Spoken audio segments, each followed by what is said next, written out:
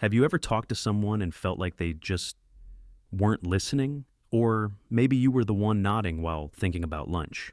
Talking is easy, but communicating, that's a skill. In this video, we'll explore what makes communication actually work. And we'll do it through the timeless wisdom of Dale Carnegie, the guy who basically wrote the rulebook on human interaction.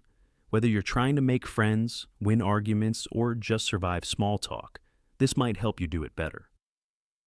Let's dive in. How to communicate effectively with people. Dale Carnegie. Have you ever had a conversation where you felt like the other person just wasn't listening? Or worse, where you could almost see them preparing their response while you were still speaking? Communication is something we do every day, all the time. But doing it well, that's rare. And if there's one person who figured out the science of how to talk to humans like a pro, it's Dale Carnegie. Back in 1936, Carnegie wrote How to Win Friends and Influence People, a book that has been helping awkward humans talk to other awkward humans for nearly a century. But here's the thing.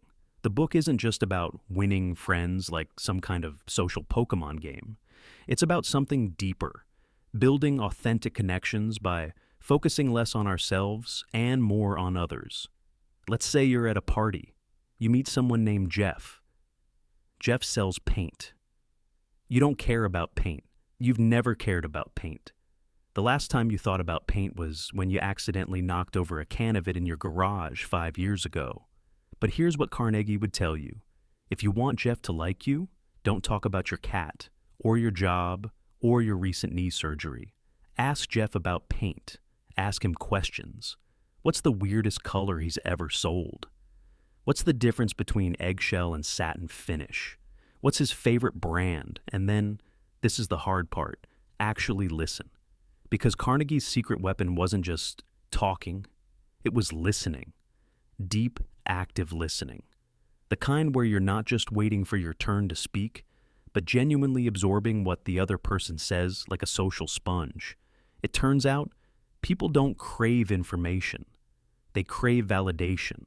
They want to be seen and heard and understood.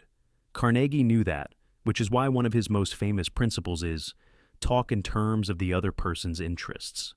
Now, you might be thinking, okay, so I'm supposed to just become a mirror for other people's interests?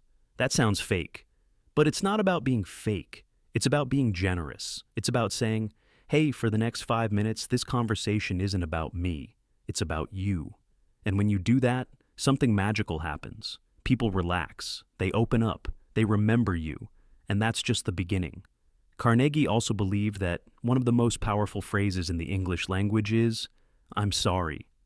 Let's say you bump into someone on the street. You spill their coffee. You could say, you shouldn't have been walking so fast. Or you could say, I'm really sorry. That was completely my fault. Guess which one ends in an angry glare and which one ends in a smile? Admitting you're wrong, especially when you actually are, isn't weakness. It's strength. It tells the other person, I value this relationship more than I value being right.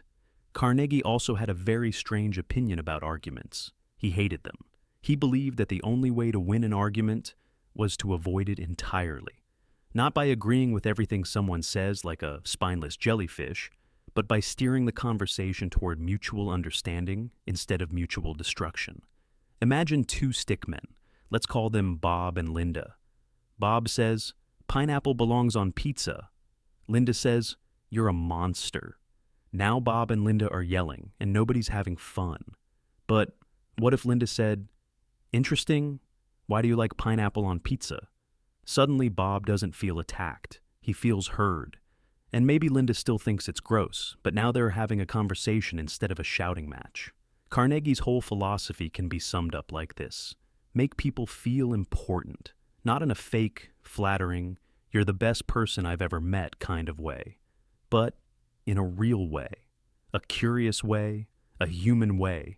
And it doesn't take much. Remembering someone's name, smiling, asking how they're doing, and actually caring about the answer.